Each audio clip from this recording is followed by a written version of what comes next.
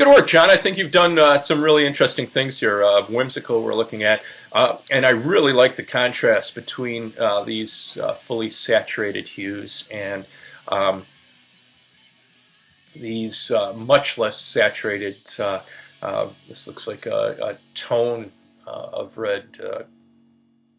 Uh, and then your size variation and slight variations in the shapes of your motif here too work really well. But why I showed this one first is because the background here I think really helps define the page edge and define the composition.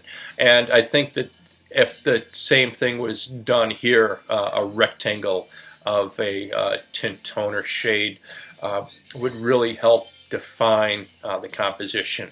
And so I think this one's absolutely fantastic, but I would like to see something define the page or the background. Same here.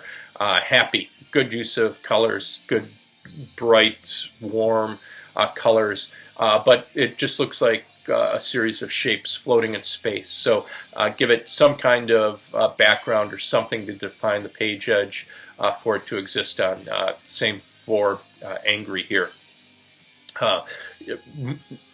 The lack of background and the abundance of white here seems to take away from the intensity of those reds and angular forms and diagonal. So maybe even putting this whole thing on a black background or a dark gray might really push up these reds, make them look super intense, and enforce the idea of angry.